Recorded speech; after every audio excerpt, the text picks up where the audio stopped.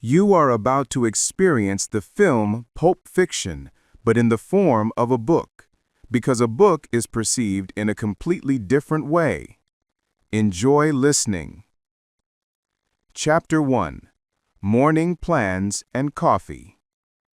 The diner smelled like grease, smoke, and cheap dreams. Early morning light cut through the blinds, painting the place in stripes of gold and gray. Forks clinked. Someone laughed without meaning it. In a booth by the window sat two people who didn't belong anywhere else, a young man and a young woman, dressed like they hadn't slept yet. He was lean, jittery, with the restless eyes of a man who liked to talk himself into trouble. She had that kind of smile that could burn a city if you looked long enough. He said, "You know what I've been thinking? I'm done. No more liquor stores, no more gas stations. Too risky." She sipped her coffee. "You always say that, pumpkin." "I mean it this time. You get more bullets than money robbing those places, and the owners, they're heroes now. Everyone's got a gun." "Then what's the plan, cowboy?" He looked around the diner, the quiet crowd, the tired waitress, the wallets sitting on tables like invitations. He said, "Restaurants. Nobody ever robs restaurants." She frowned, trying the idea on. "You serious?" He nodded. "Think about it. No one expects it. People sitting down, mouths full of pancakes, easy. Nobody's gonna be a hero when they got syrup on their hands." She smiled. "You're crazy." "I'm right." He leaned forward. "We do it smart, quick, no blood, no noise. We hit every table, take the wallets, the purses, we're out before they know it happened." Her eyes lit up. "You really think we can pull it off?" He grinned. "I know we can."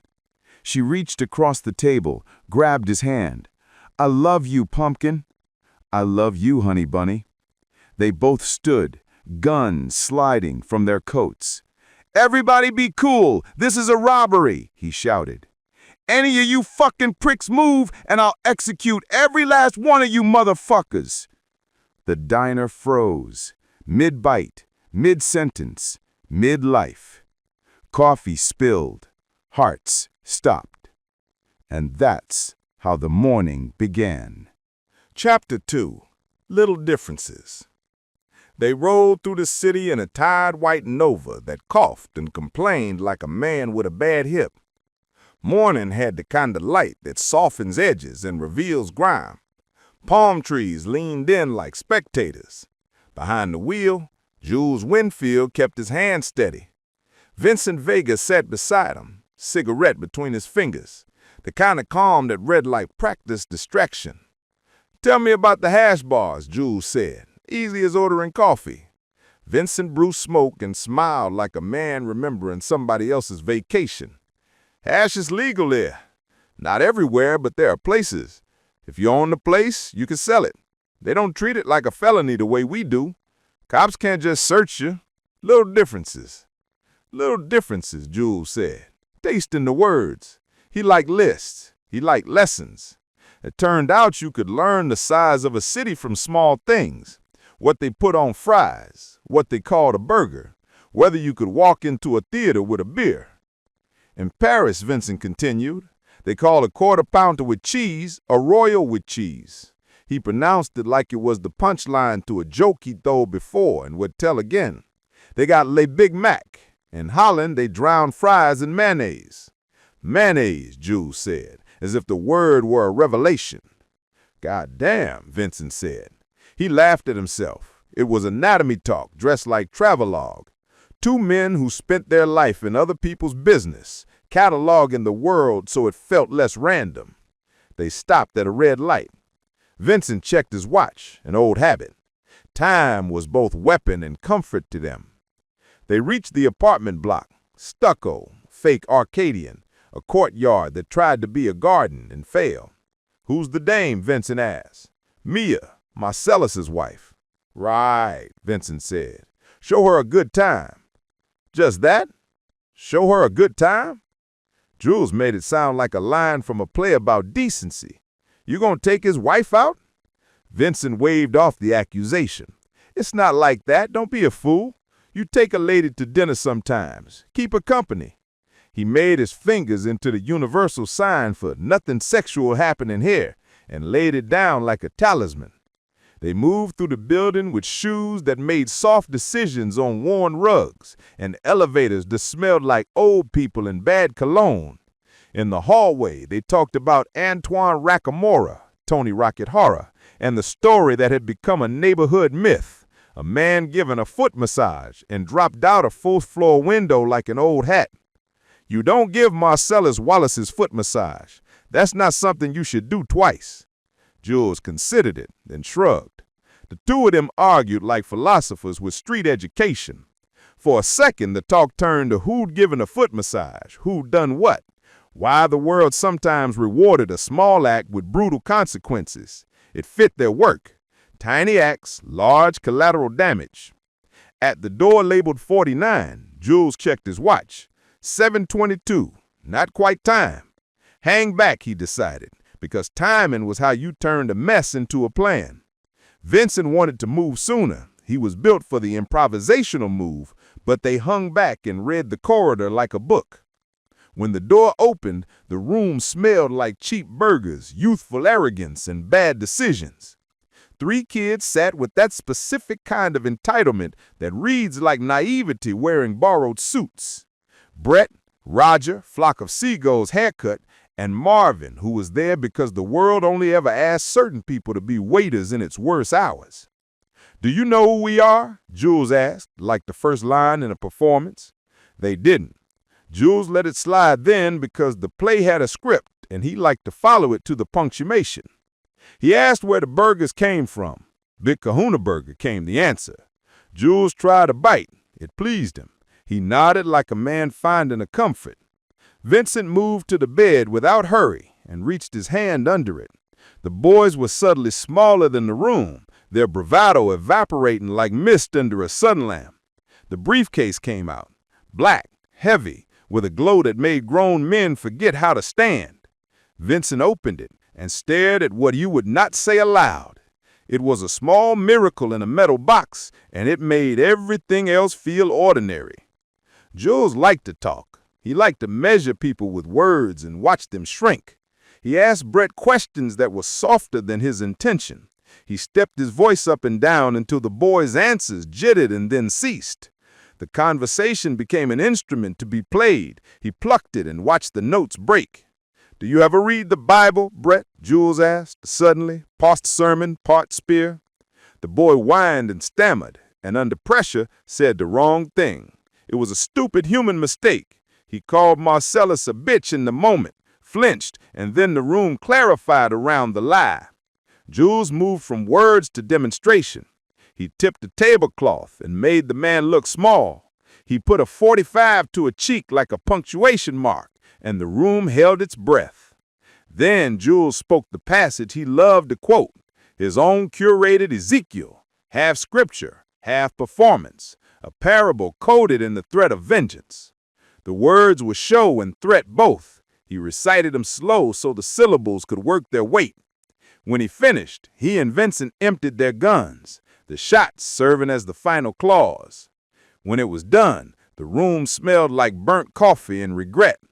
People were shells of the same men they'd been 5 minutes before. Jules and Vincent walked out like men who'd done business and were slightly bored at the ledger. Outside, the city continued, indifferent and bright, as if the morning were only a small thing the world could afford. They climbed back into the Nova. The engine swallowed the silence, and they drove on. The talk about Royals with cheese reasserted itself like a lullaby. The small differences, the little customs, the ways a city announced itself in the tiniest particulars, that was their map. It marked where danger could live and where to expect it. Chapter 3, A Brief Case of Light. The Nova rolled through the downtown sprawl, sun bleeding gold off the hoods of parked cars. Vincent leaned out the window, flicked the last bit of his cigarette, and looked like a man who just walked out of a war he couldn't remember starting. Jules drove, silent for once. He had that look, half calm, half thinking. They left a mess upstairs, 3 dead boys, 1 miracle, and a briefcase full of mystery. Vincent had it now, tucked between his feet like it was alive. Every now and then, light slipped through the edges of the latch, gold and soft, but wrong somehow. "You ever think about what's in there?" Vincent asked finally. "No, I don't think about stuff that don't concern me." Vincent smirked. "That's what makes you boring." Jules turned his head slightly, eyes still on the road. "Boring keeps you alive." The Nova hit a pothole. The briefcase thudded against the floor. The sound was sharp, solid metal, heavy truth. Vincent straightened it up, brushed it off like he was apologizing to it. "You really don't wonder?" he pressed. Jules thought for a beat, then smiled. "I got a theory." "Yeah?" "It's Marcellus's soul." Vincent snorted. "His soul?" "Yeah. He sold it to the devil and we getting it back." "Come on, man. Think about it. You see the glow? You see how everyone treats it? You see how it shines when it opens? That's the light of a man's soul right there." Vincent chuckled. "And the devil keeps souls in Samsonite luggage, huh?" "Who's to say he don't?" Silence again. The car hummed beneath them. Somewhere a siren wheel, not near enough to worry, just close enough to remind them what city they lived in. After a while, Jules said softly, "You know what's strange?" "What?" "I don't feel nothing. I should feel something after what we just did." Vincent looked at him. "Like guilt?" "No, like purpose." Vincent grinned. "You want purpose? Wrong profession." But Jules didn't smile. Maybe not. He turned into a quiet street, parked in front of an old building that looked like it had been forgotten by the rest of Los Angeles. He killed the engine, and for a second the only sound was the tick of metal cooling down. "You know what I think?" Jules said finally. Vincent leaned back. "You think too much." "Maybe. But today, I think I saw something." Vincent looked at him sideways. "You mean that glow?" "No, I mean a miracle." He didn't elaborate, and Vincent didn't ask. Some things in their line of work were better left unnamed, at least until they came back to haunt you. They got out of the car, the briefcase staying in Jules' hand, and the city swallowed them again. 2 black suits and a secret no one could carry forever. Chapter 4: The Boxer and the King. The bar smelled like bourbon, leather, and quiet money. No music, no laughter, just the low hum of the air conditioner fighting a losing war against the L.A. heat. Butch Coolidge sat at the far end, his hands folded, a glass of water sweating in front of him. He wasn't the kind of man who needed to say much. You could see the whole story in the lines around his eyes. Years of fights, of winning when it didn't matter, and losing when it did. Across from him sat Marcellus Wallace. The man didn't talk fast. He didn't have to. His presence was gravity. You adjusted or you fell. His bald head shone under the low light, his gold earring flickering like a warning. "I think you're gonna find," Marcellus said, slow and calm, "when all this shit's over, you're gonna be one smiling motherfucker." He slid a thick brown envelope across the table. Butch didn't touch it yet. Marcellus leaned back. "You got ability, Butch, but ability don't last. Sooner or later, you're gonna taste the floor. Pride's gonna make sure of that. You feel that sting? That's pride messing with you. Fuck pride. Pride only hurts. It never helps." He tapped the envelope with one ringed finger. "You take this money, you do what I tell you to do, and a year from now, you'll be in some warm place, drinking Mai Tais, laughing about the time Marcellus Wallace made you rich." Butch finally picked up the envelope. Heavy, solid, no tricks. Marcellus smiled. "In the 5th, your ass goes down." Butch met his eyes. "In the 5th, my ass goes down." It wasn't surrender. It was survival. He stood, nodded once, and walked out. Outside, the sunlight hit hard. Butch slipped the envelope into his jacket and started down the street. The air smelled like hot asphalt and the kind of promises men don't keep. He passed a shop window, old boxing posters, his name on a few, fading like ghosts. Butch Coolidge versus Wilson, 1987. A win that didn't matter anymore. None of them did. He thought about Marcellus's words. Pride never helps. Maybe true, maybe not. At the crosswalk, a red light stopped him. He looked up, saw his reflection in the glass of a passing bus. A man out of time. A man who'd taken one hit too many and was still stupid enough to think the next one might change everything. When the light turned green, he smiled a little. The kind of smile that said he wasn't sure which way he'd fall, only that he'd do it on his own terms. Chapter 5. The Money in the Envelope.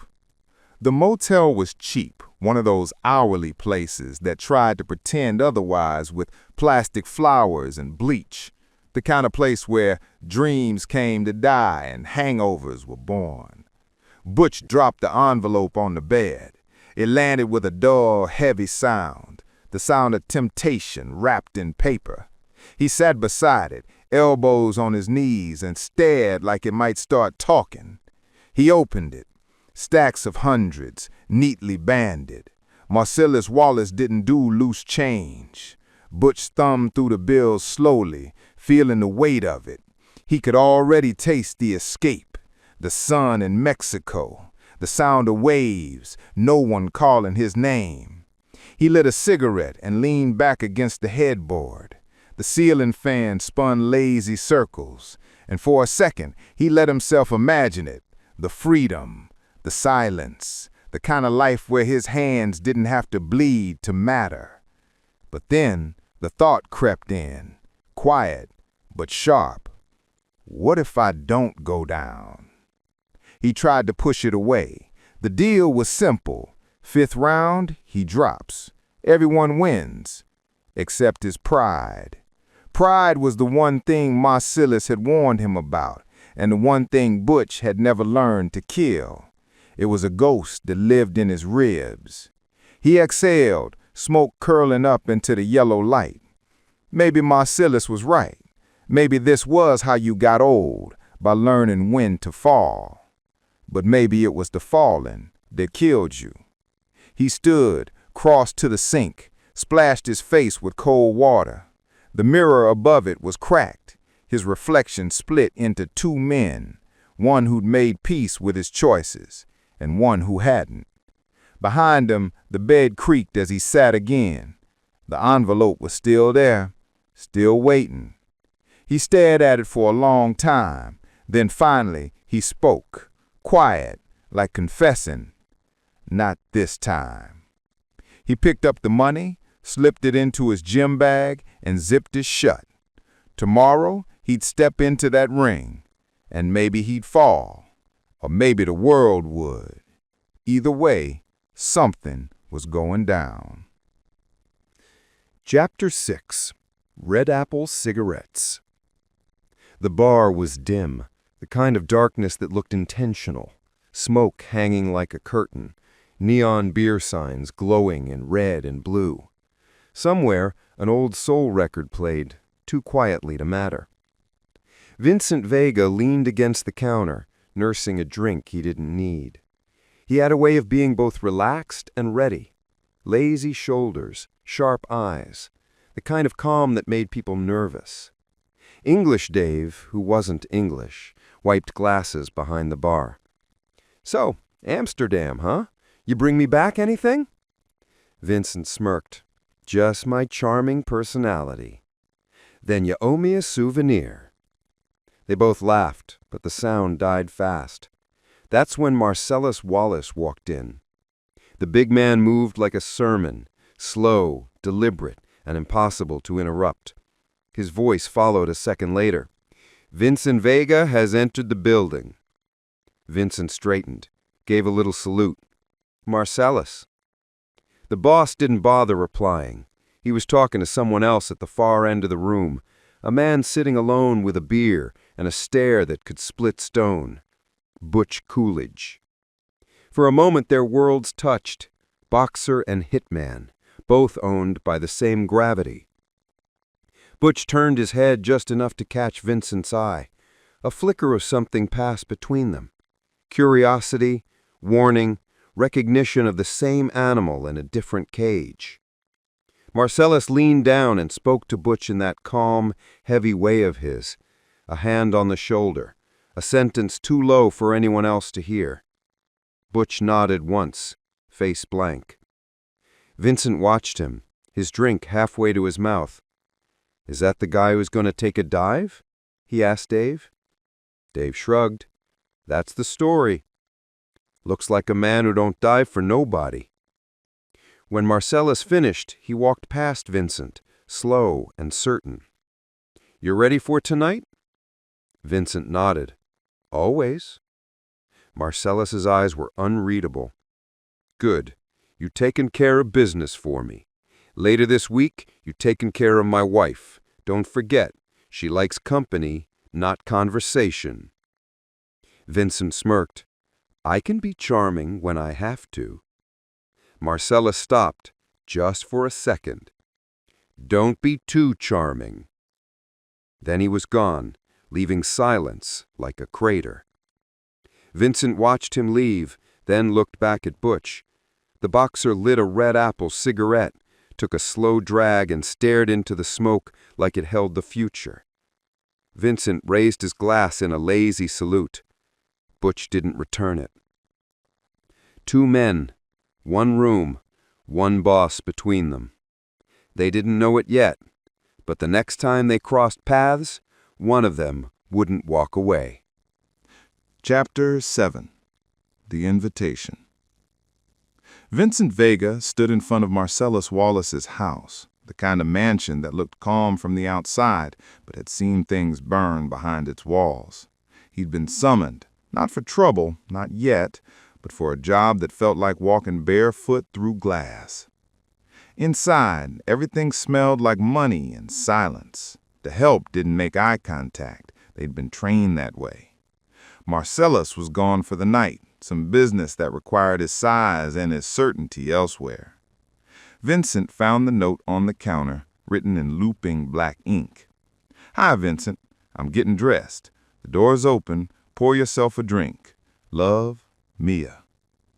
Her handwriting had confidence, the kind of loops you only get when you've never been told no. He poured himself a bourbon and looked around the living room. It was part museum, part movie set. White couches, chrome tables, a reel-to-reel player humming in the corner.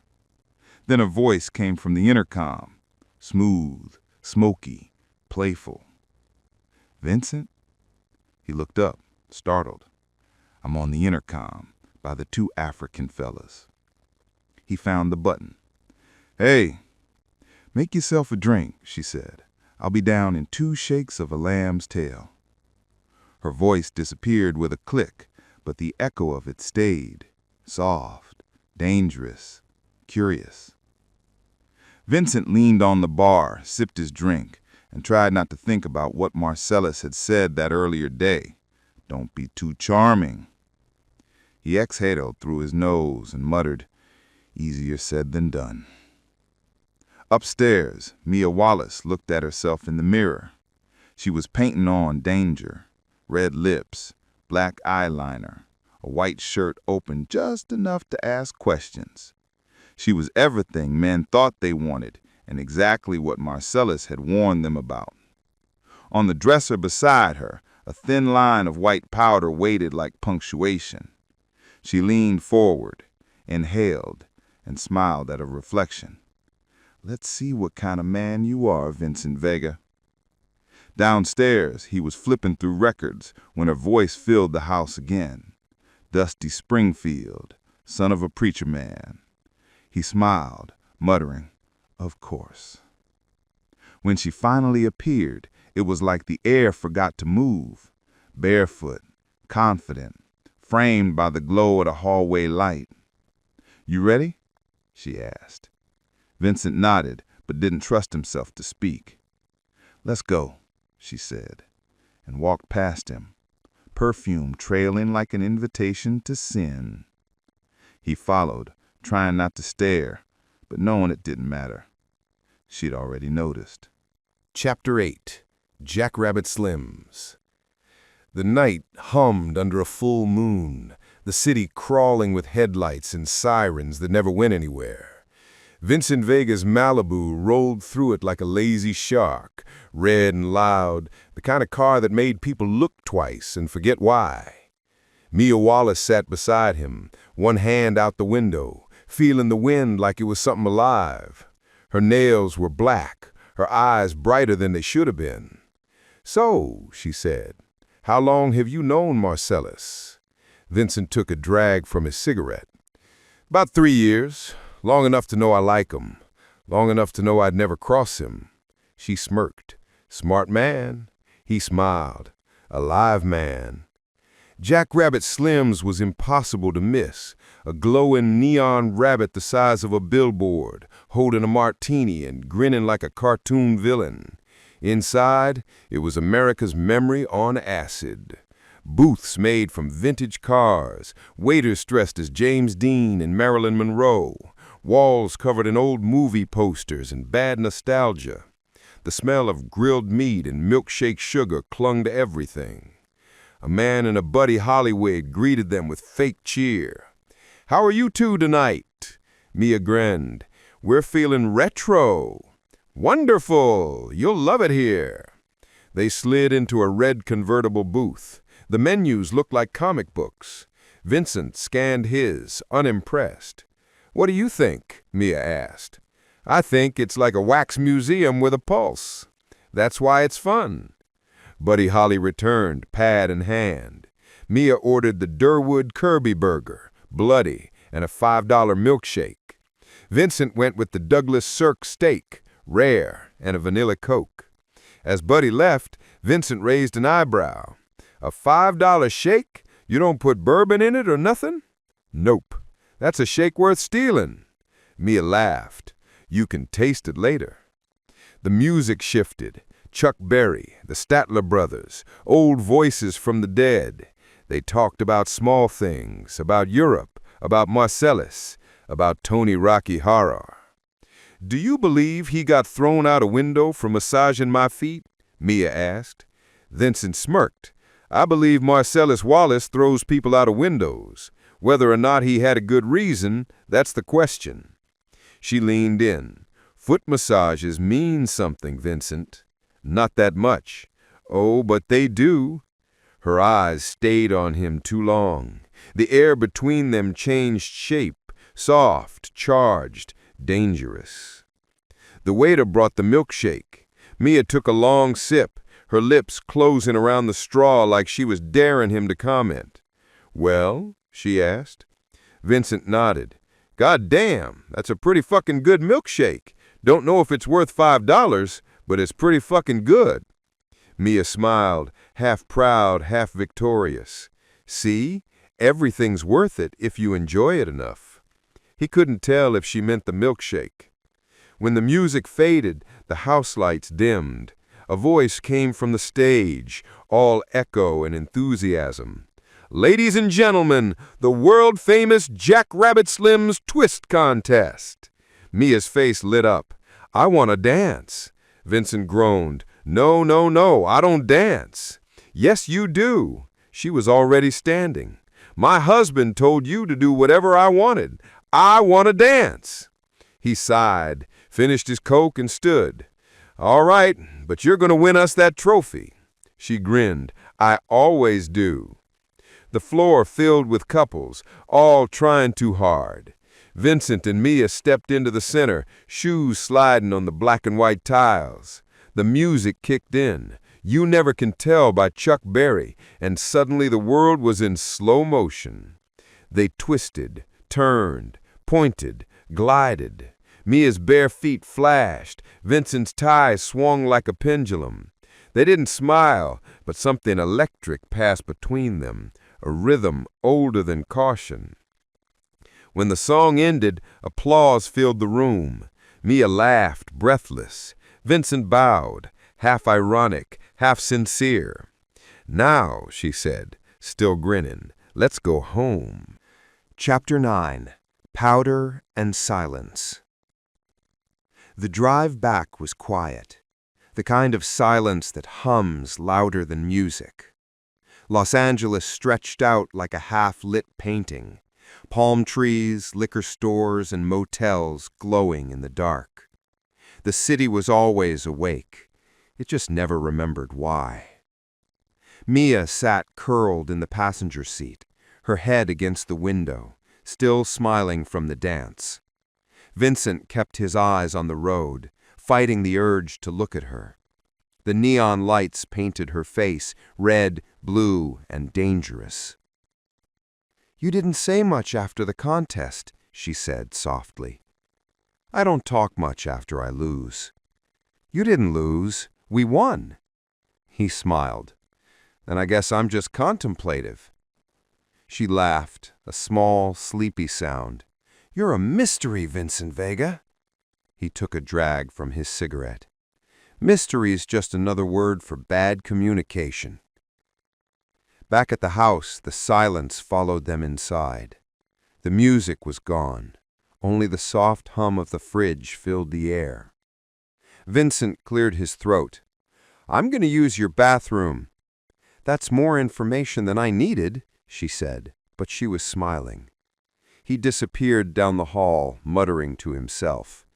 "Go home, say good night, don't be stupid, be polite, go home." Mia wandered into the living room.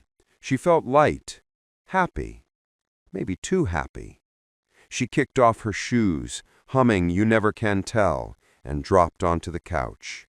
Her heart was racing, but it felt good. She glanced at Vincent's coat hanging by the door. Curiosity was her favorite drug. She reached into the pocket and pulled out a small plastic bag filled with white powder. She grinned. Disco. Without thinking twice, she poured a line onto the glass table, rolled a dollar bill, and bent down. One deep inhale, and then the world exploded. Her smile vanished. Her eyes widened. Her powder burned like fire. Her breath caught, shallow, fast, wrong. She fell back against the couch, shaking, choking. Blood trickled from her nose. In the bathroom, Vincent stared at himself in the mirror. "Man, you're fine. You're in control. You're going to say goodnight, and you're going to leave." He smiled, proud of himself, then heard the thud. "Mia?" No answer. He stepped into the living room and froze. She was sprawled across the couch, pale and trembling. Blood streaked down her face. Her chest rose in short, desperate gasps. "Oh, Jesus Christ!" He dropped to his knees. "Mia! Mia, wake up!" No response, just the sound of choking. He looked at the bag on the table, realization hitting like a punch. Fuck! No! No! No! Heroin! Not coke! He scooped her up, shouting her name, her limbs limp and weightless. "Don't you die on me, goddammit!" Outside, the night shattered. The Malibu roared down the street, tires screaming, engine howling. Vincent's face was drenched in sweat, his knuckles white on the wheel. "Come on, Mia, stay with me!"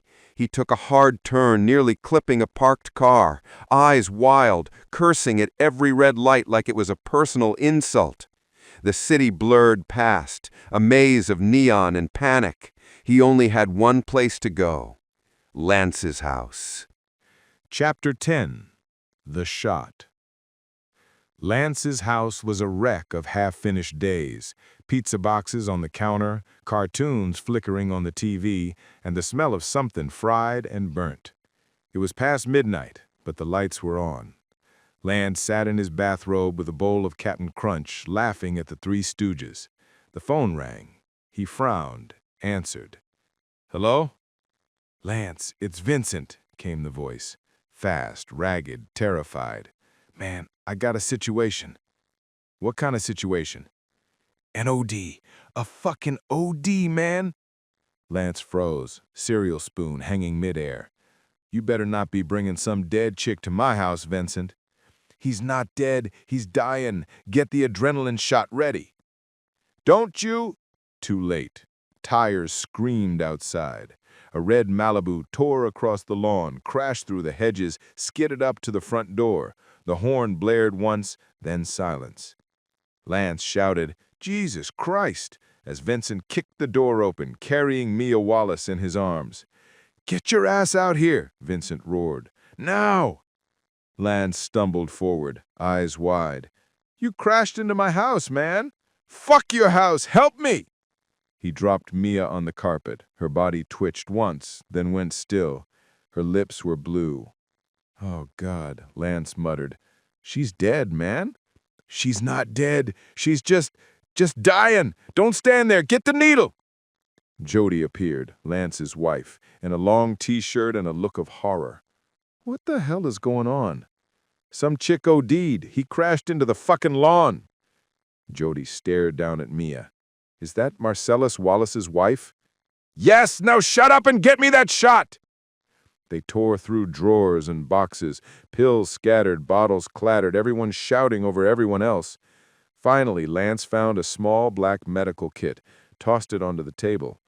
Vincent ripped it open. There it was, a long, thick needle filled with adrenaline. He froze. "Where do I stab her?" Lance flipped through a book. "You got to inject it into her heart, but you got—" "I ain't got time for that," Vincent shouted. "You tell me right now where to stab this thing." Jody screamed, "In the heart, man! Through the breastbone!"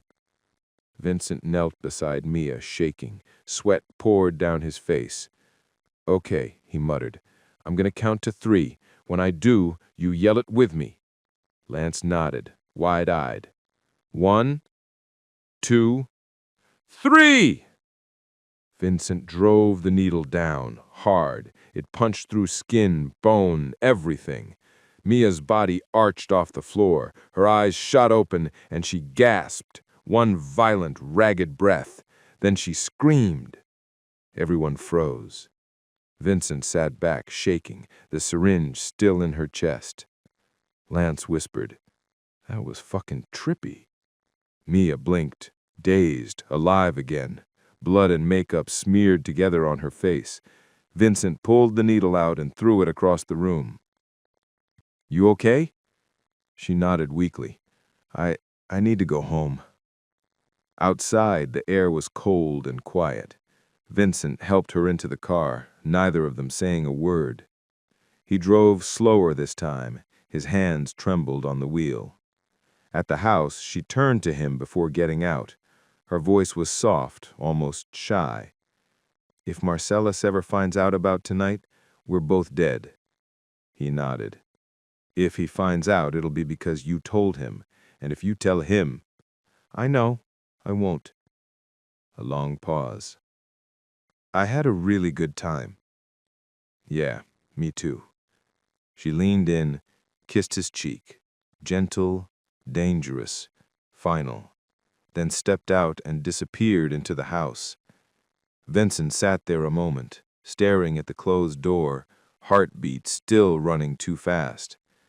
Then he muttered to himself, "Man, fuck pride." He started the engine, the red Malibu purring like a guilty secret, and drove off into the black and gold Los Angeles night. Chapter 11. The Story of Captain Coons. The boy sat on the edge of the bed, legs swinging, wearing a little brown suit that didn't fit right. His name was Butch Coolidge. He was 8 years old, and he'd just been told his father wasn't coming home. The room smelled like cigarettes and starch. Outside, someone's lawn sprinkler clicked through the heat. Inside, his mother was crying in the next room, softly, like she didn't want him to hear. The knock came. Sharp. Military. Butch opened the door to find a man in uniform. Crisp green, polished shoes, metals shining dull gold in the afternoon light. Captain Coons. "You must be Butch," he said, voice calm and heavy. "Yes, sir." The man stepped inside, removed his cap. His hair was close-cropped. His eyes had seen too much. He looked around the room, then sat down on the chair across from the boy. "I knew your father. We were in the same POW camp. Spent 5 years together in Hanoi." Butch didn't speak. His small hands clutched the edge of the bed. Coons reached into his pocket and pulled out a gold wristwatch, old, scratched, but still shining. "This was your father's watch. Bought it the day he enlisted, wore it every day of the war. When he was captured, they took everything, but he managed to keep this one thing. He hid it the only place they couldn't search." The captain's face didn't change. "Your father kept this watch up his ass for 5 years. Then, before he died of dysentery, he gave it to me. For 2 more years, I hid it the same way. 7 years of that watch traveling through filth and fire, all so it could come back to you." He held it out, both hands, reverently. "This watch is your birthright, son.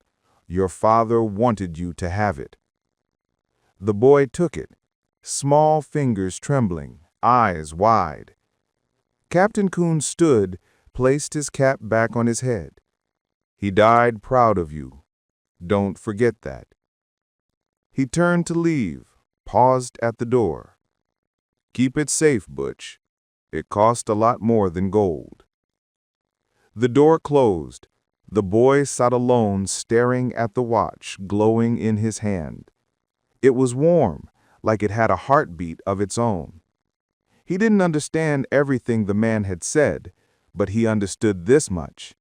Whatever happened in his life, whatever he became, the watch would stay with him. Forever. Chapter 12, Fight Night. The crowd was wild, drunk on blood and beer.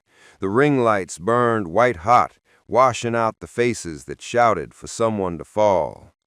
Butch Coolidge stood in his corner, gloves up, chest heaving. Across from him, his opponent, younger, faster, meaner, glared through swollen eyes. It was supposed to be simple. Butch knew the plan. He'd made the deal. 5th round, he was supposed to go down. But as the bell rang, something in him refused. Every punch he'd ever taken, every cheap motel he'd ever slept in, every lie about pride and money, it all boiled up. Marcellus Wallace's voice echoed in his head. "Pride only hurts, it never helps." Butch smiled through his mouthguard. "Maybe, but tonight it helps." The young fighter came swinging. Butch ducked, slipped, countered with a right hook that sounded like thunder. The kid went down hard. The referee knelt beside him counting. The crowd roared. At 10, Butch knew the man wasn't getting up. He raised his gloves, half triumph, half disbelief. For one long second, it was quiet. Then the noise hit. Chaos, cheers, screaming, confusion. Butch didn't wait for the official. He slipped through the ropes and vanished into the back halls before anyone could stop him. In the dressing room, a small radio hissed with static and panic.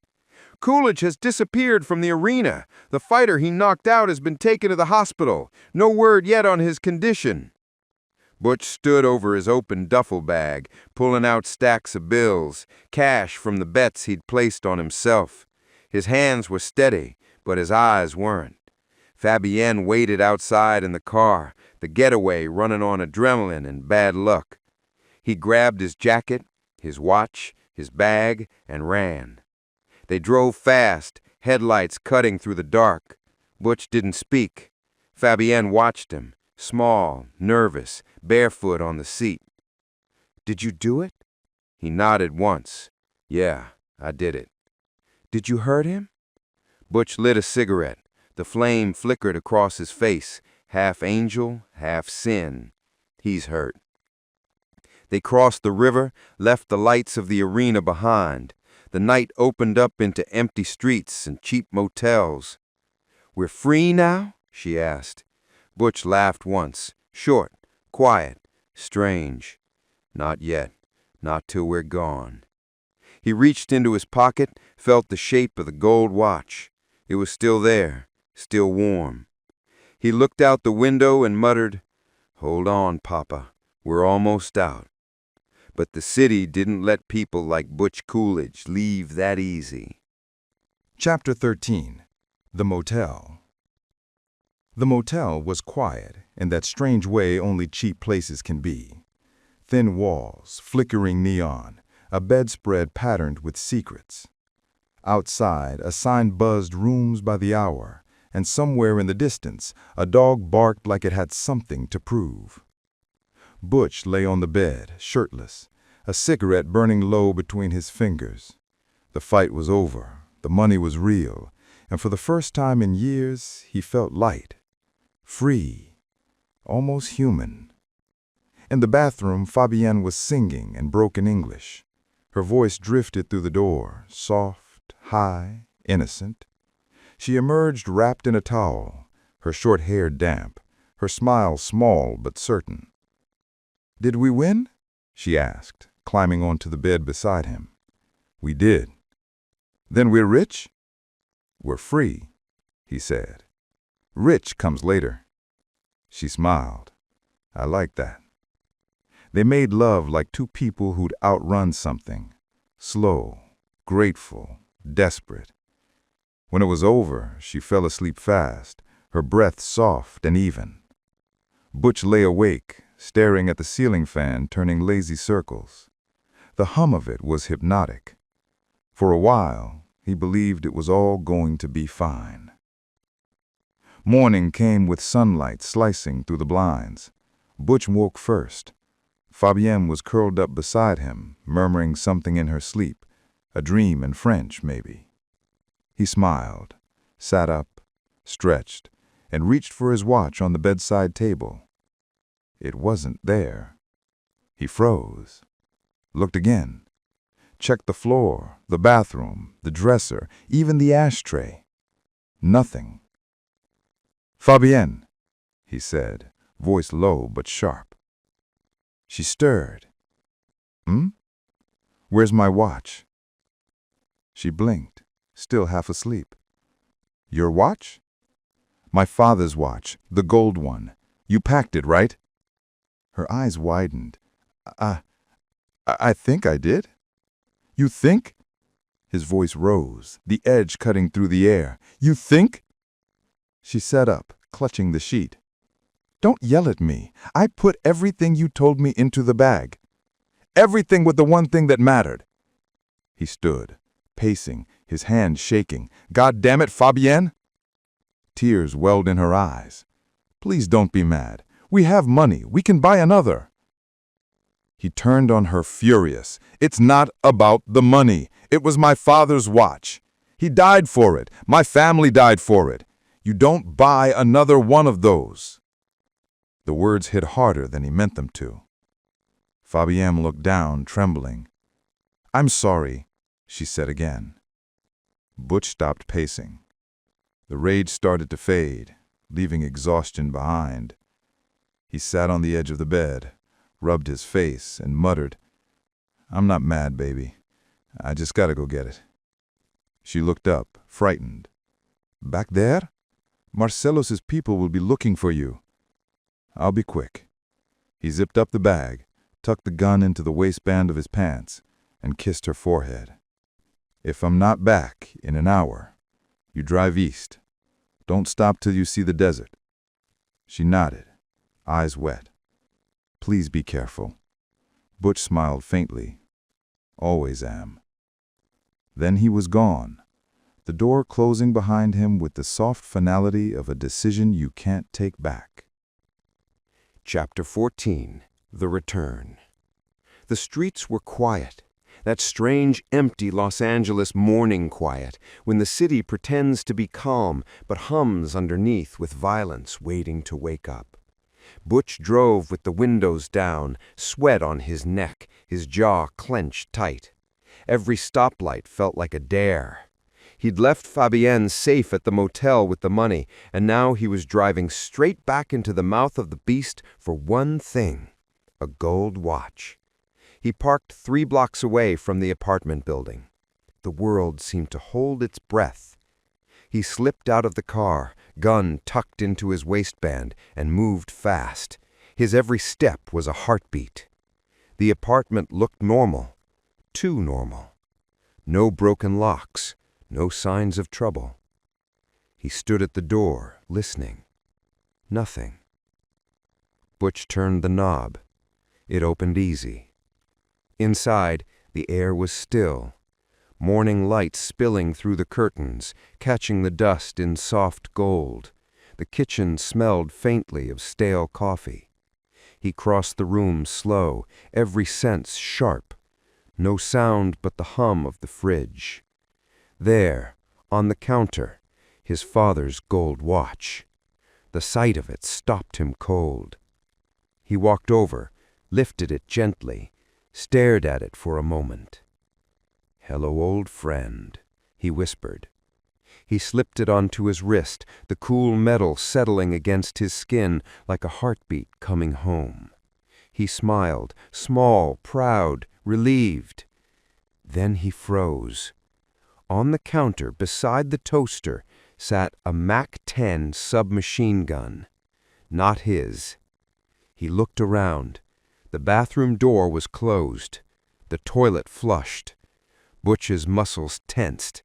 He didn't think, just moved. He picked up the gun, turned toward the door. It opened. Vincent Vega stepped out, hair damp, cigarette in his mouth, towel around his neck, casual, lazy, like a man who had the morning to himself. For half a second, they both froze, 2 lives crossing in a single, impossible instant.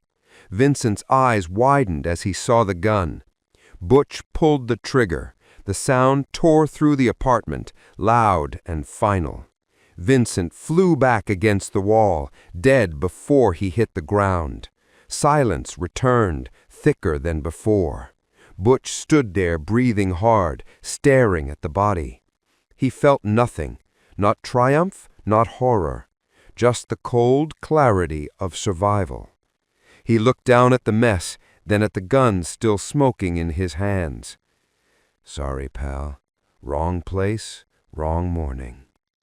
He set the gun on the counter, slipped the watch tighter around his wrist, and left the apartment without looking back. Outside, the sky was bright now. People walked dogs, carried groceries, started their day.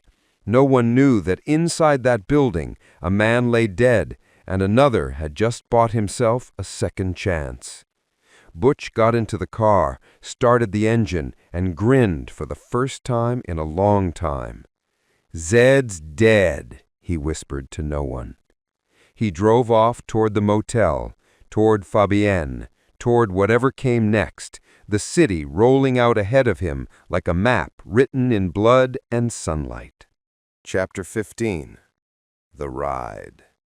The Nova rolled through the quiet back streets of Los Angeles like a man trying not to be noticed. Butch kept his head low, hands tight on the wheel, the gold watch catching the morning sun on his wrist. Every light he hit felt like a test he might fail. The plan was simple: pick up Fabienne, drive out of the city, and disappear. Butch Coolidge had finally done it. Beat the system, beat Marcellus Wallace, beat his own past. But Los Angeles doesn't let anyone leave clean. He was a block away from the motel when he stopped at a red light. He drummed his fingers on the wheel, eyes half on the intersection, half on the road ahead. He reached for a cigarette, stuck it between his lips, and lit it. Then he looked up and froze. Marcellus Wallace. Right there, crossing the street with a box of donuts and a cup of coffee. For a moment he thought he was dreaming, The man he'd double-crossed, the man who owned the city standing 10 feet in front of his car in broad daylight. Marcellus looked up. Recognition hit both of them at the same time. Butch's cigarette dropped from his mouth. Marcellus's coffee fell to the ground. Then Butch floored the gas. The car roared forward. Tires screamed. The bumper hit Marcellus square, sending him flying over the hood. The coffee and donuts exploded in the air. The car smashed into another parked vehicle, metal and glass screaming. Butch's head slammed against the wheel, horn blaring, smoke curling from the hood. He stumbled out of the car, dazed, blood trickling down his forehead. Marcellus groaned somewhere behind him. People screamed. Butch ran. He ducked into an alley, legs pumping, lungs burning. He could hear Marcellus shouting behind him, angry, alive. "You motherfucker!"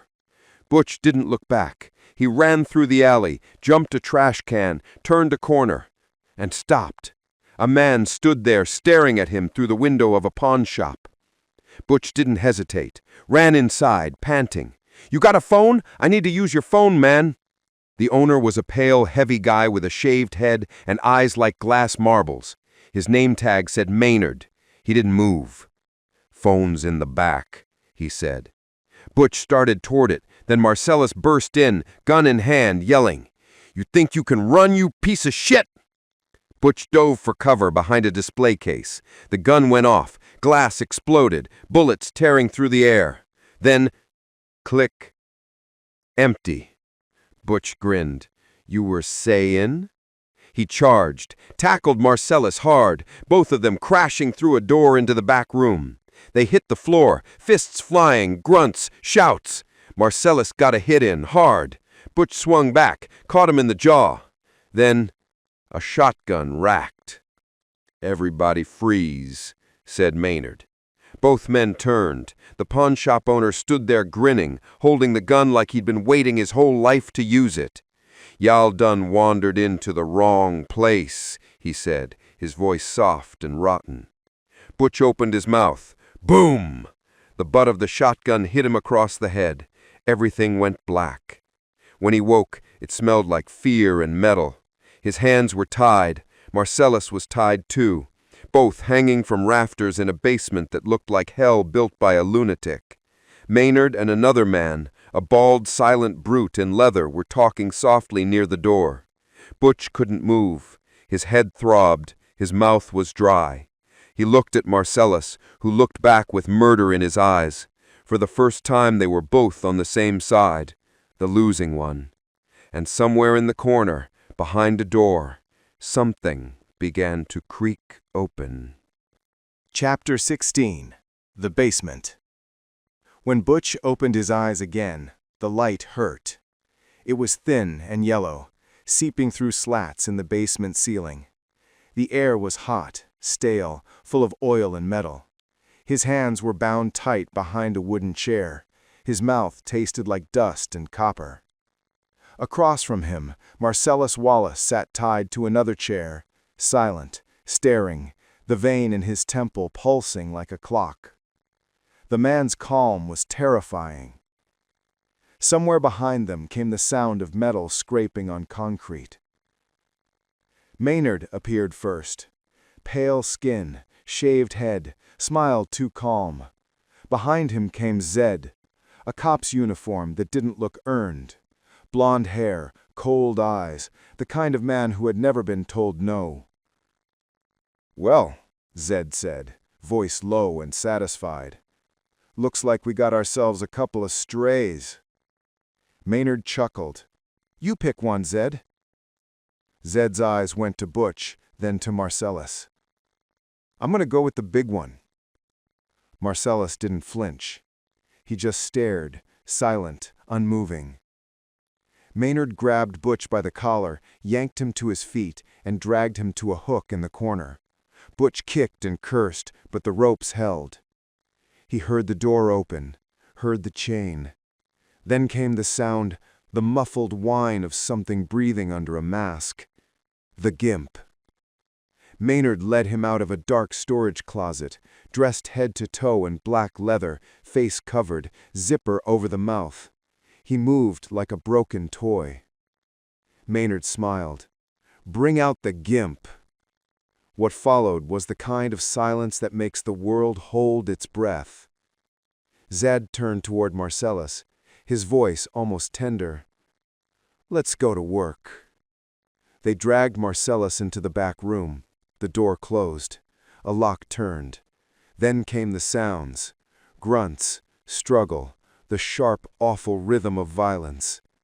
Butch closed his eyes. His breath came fast and hot through his teeth. Every instinct in him screamed to move. He looked around, the room, the tools, the shadows. There against the wall, a workbench, a hammer, a bat, a katana. He twisted, strained, scraped his wrist raw against the rope. The chair cracked. Another scream echoed from the other room. Butch got free. He moved fast, silent, grabbed the hammer first, too heavy. The bat, better. Then his eyes landed on the sword, the katana. He lifted it, felt its weight. Perfect. He walked to the door, pressed his ear against it. Zed was laughing. He kicked it open. Marcellus was bent over a wooden table, Zed behind him, Maynard standing guard with a shotgun. The blade came down fast. One clean stroke, Maynard went down, throat open, eyes wide with surprise. Zed spun around, but Butch was already moving. The sword cut again, and Zed's hand flew off, gun clattering to the floor. He screamed. Marcellus grabbed the fallen shotgun. One pull of the trigger, boom! Zed hit the wall and didn't get up. Silence again. Butch stood there, chest heaving, sword dripping. Marcellus adjusted his jacket, breathing hard, but his eyes were calm. "Are you okay?" Marcellus didn't answer at first. He walked up to Zed's twitching body, cocked the shotgun again, and said quietly, "No, man. I'm pretty fucking far from okay." Then he fired. Zed stopped moving. Marcellus looked up at Butch. "You leave town tonight, right now. You lost your LA privileges." Butch nodded. "We square?" Marcellus's eyes met his. "We're square." Butch looked at the sword one last time, then set it down gently. "Then I'm gone." He turned and climbed the stairs, every step echoing like a heartbeat coming back to life. Outside, sunlight hit his face. The air was clean again. He found a chopper parked by the curb, Zed's, still idling. He smiled. "Zed's dead, baby," he said to the morning air. "Zed's dead." Then he kicked the engine and rode off, leaving behind the pawn shop, the city, and every ghost that ever thought it owned him. Chapter 17. The Miracle. The car smelled like blood, gunpowder, and fast food. Vincent Vega drove with one hand on the wheel, the other holding a smoking pistol. Beside him sat Jules Winfield, tired, sweaty, and far too calm for a man who'd just seen half a room blown to pieces. In the back seat, Marvin, skinny, nervous, too quiet, kept glancing between them like a kid watching his parents fight. The briefcase sat at Jules's feet, glowing faintly when the light hit the cracks. Nobody talked about what was inside anymore. They just knew it wasn't meant for men like them. "Man," Vincent said finally, "that shit back there was divine intervention." Jules looked out the window. "You call it whatever you want. I call it a miracle." Vincent snorted. "Come on, Jules, you gonna start with that hand to God shit again?"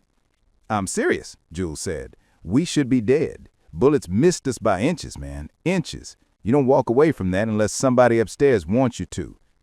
Vincent smirked. "Somebody upstairs? The only person upstairs was that kid with the pop gun." Jules didn't laugh. "I'm serious. Maybe I'm done." "Done with what?" "With this life, this gangster life. Killing people for money, talking about cheeseburgers like philosophers, pretending there's meaning where there ain't." Vincent sighed, shaking his head. "You getting all spiritual on me now?" "Maybe I am. Maybe I just saw God's fingerprint." They drove in silence for a while. The city stretched ahead, wide streets, heat haze, sunlight bouncing off windshields. Then Vincent turned to Marvin. "Hey man, what do you think? You think God came down and stopped those bullets?" Marvin shrugged, nervous. I don't know." "You probably don't even got an opinion, huh?" Vincent teased, waving the gun absent-mindedly. "I said I don't know," Marvin said, louder this time. Vincent looked over, irritated. "What do you mean you don't know?" Bang. The car went silent. For a second, nobody breathed. Then Jules shouted, "What the fuck did you do?" Vincent looked down. Blood. Everywhere. The back seat, the windows, the roof. Marvin's head was gone. I didn't mean to," Vincent stammered. "The gun just went off, man. I didn't mean to shoot the—" "God damn," Jules yelled, slamming a fist on the dashboard. "This is some messed up, repugnant shit."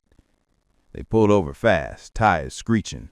Both men stared at the red disaster behind them. Jules pinched the bridge of his nose. "We are in a residential neighborhood, man. People's lawns, kids on bikes, and we got a dead nigger in the car." Vincent muttered, "Don't you say it like I planned it." Jules glared. "You're the one who pulled the trigger." They sat there, breathing hard, sweat rolling down their necks. Finally, Jules said, "We got to call somebody." Vincent agreed. "Yeah, somebody professional." Jules reached for his phone. "I'm calling Jimmy." Jimmy's house was small, quiet, and painfully normal. Floral curtains, a wedding photo, a coffee pot still steaming. He opened the door in a robe bath, saw the car, saw the mess, and his voice went sharp. "You brought a dead guy to my house?" Jules held up his hands. "Jimmy, relax. We just need a place to clean up." "I can't relax. My wife's going to be home in 40 minutes, and if she walks in here and sees a dead guy, she's going to freak the fuck out." "Jimmy," Jules said calmly, "we're handling it. Just let us use your garage." Jimmy stared at them, breathing hard. "You better call Marcellus right now." Jules nodded. "Already did." 30 minutes later, a silver Acura pulled up. Out stepped a man in a tuxedo, calm, clean, and terrifyingly polite. The Wolf. "Gentlemen," he said, glancing at his watch, "I understand you have a corpse in your vehicle." Vincent opened his mouth, but the Wolf cut him off. "Let's not start with explanations. Let's start with solutions." He walked to the car, took one look inside, and sighed. "Okay, we've got brains in the upholstery, skull fragments on the windows, and what appears to be an eyeball in the cup holder. Lovely." He looked at them. "You two are going to clean. I'm going to supervise. We're going to be fast. We're going to be quiet. And we're not going to be stupid." Jules and Vincent exchanged a look. "Let's get to work." Chapter 18. The Cleanup. The garage smelled like bleach, gasoline, and panic. Jules and Vincent stood there in bloody suits, exhausted and humiliated, while the Wolf moved around them like a surgeon, calm, precise, in total control. He didn't waste words. He pointed. They obeyed. "Jules, you start on the back seat. Vincent, the windows and dash. Try not to smear. Dab." Vincent frowned. "Dab?" The Wolf looked up, expression flat. "You cleaned blood before?" Vincent hesitated. "No." "Then dab." He turned to Jimmy, who stood by the coffee pot, still in shock. "You got some old blankets? Bath towels? Anything you don't love?" Jimmy nodded, left to find them. Vincent whispered to Jules, "I don't take orders from nobody." Jules glared. "You taking them now?" The next hour was chaos. Rubber gloves snapping, buckets sloshing, muffled curses echoing off the walls.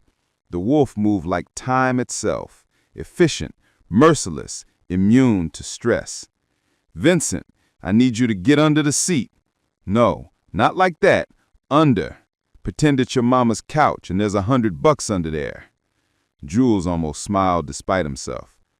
When it was finally done, The wolf stepped back, inspecting the now shining car like a painter admiring his work.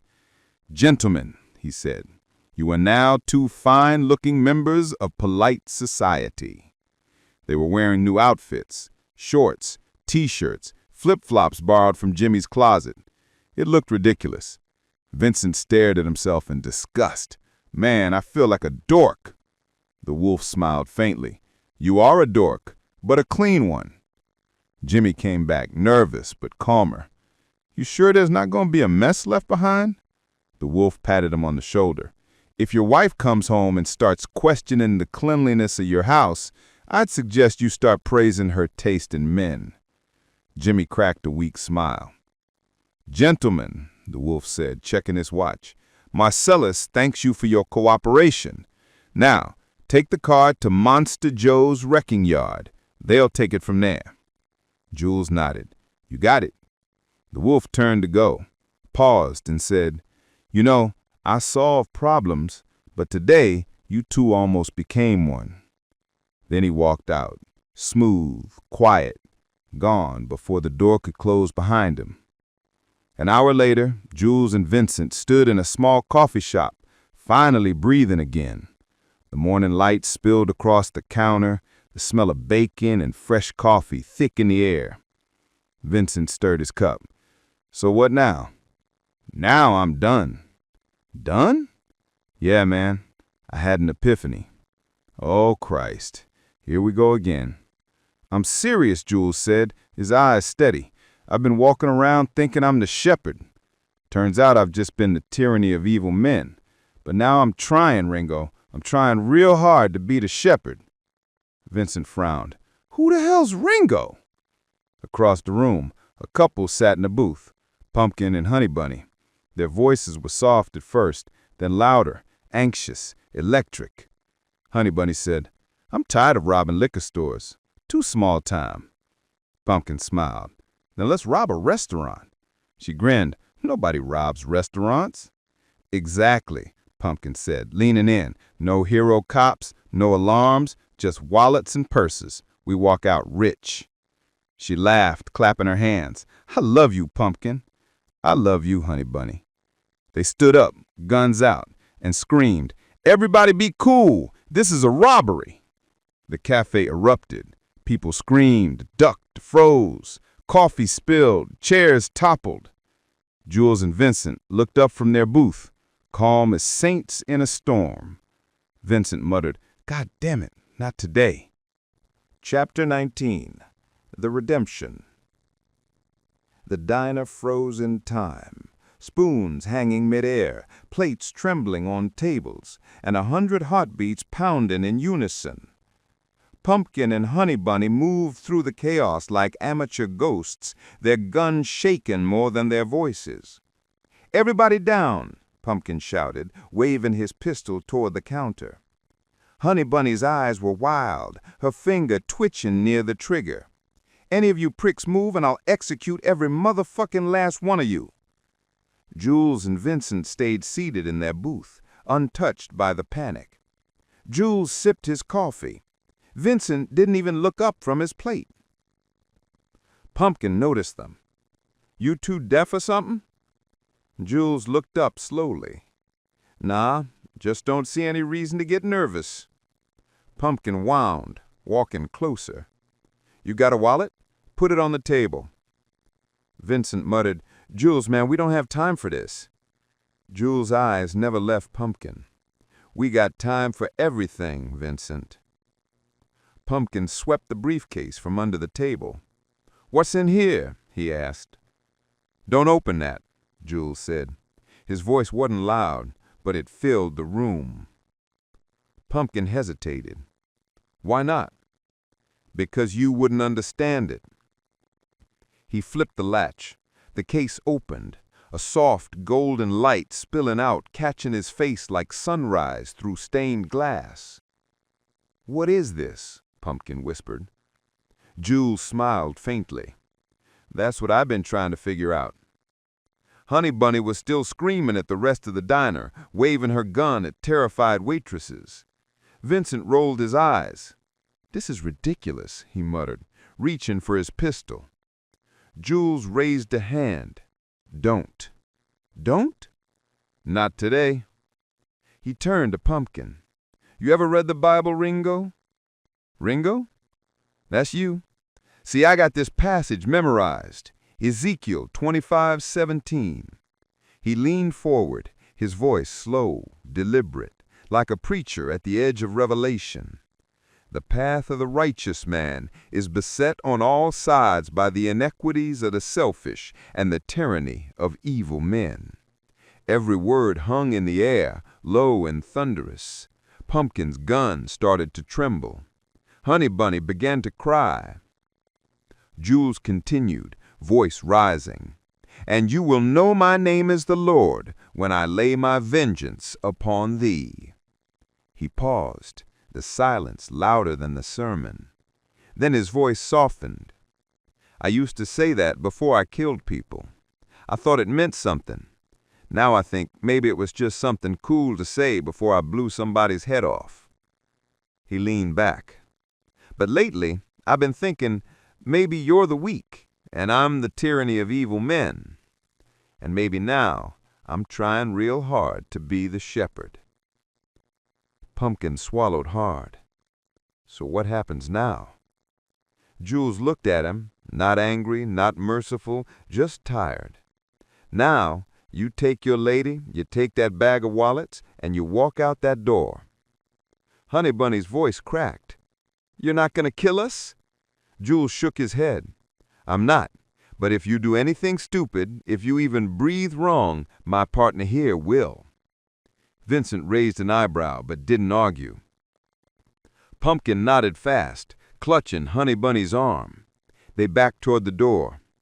Before they left, Jules called out, Hold up! He reached into his pocket, took out his wallet, and tossed it on the table. Take that one. Pumpkin looked down. Which one's yours? Jules smiled. The one that says, Bad Motherfucker. They took it, stepped outside, and were gone. The diner exhaled as one, the noise of life creeping back in. Vincent finished his coffee, stood up. You done? Jules nodded. Yeah, I'm done. They walked out together, sunlight spilling across the floor as the bell above the door chimed. Outside, the morning was warm and ordinary. Cars passed, birds sang. Somewhere far away, someone laughed. Jules looked up at the sky, breathed in deep, and smiled. He didn't know where he was going next. But for the first time in a long time, he knew he was walking in the right direction. Chapter 20. Coda. Los Angeles never sleeps. It just shifts faces. Morning light hits the same cracked streets where blood dried the night before. People open shops, pour coffee, walk dogs, laugh about nothing. The city forgets fast. It always does. Somewhere on the freeway, Butch Coolidge rides a stolen chopper east.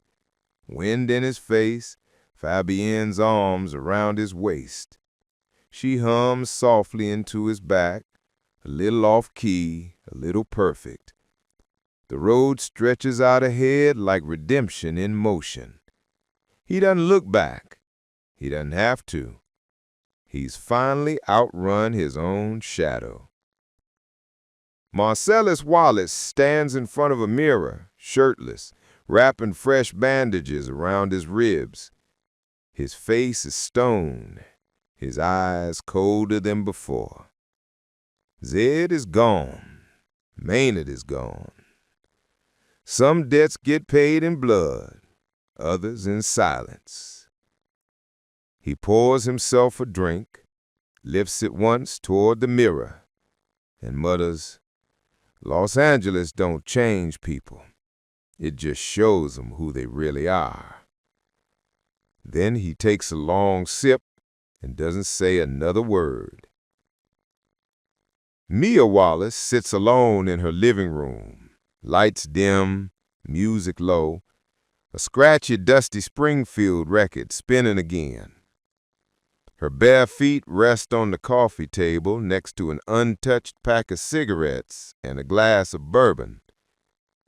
She closes eyes and starts to dance, slow, small movements, like the ghost of Jack Rabbit Slim still lives somewhere in her bones.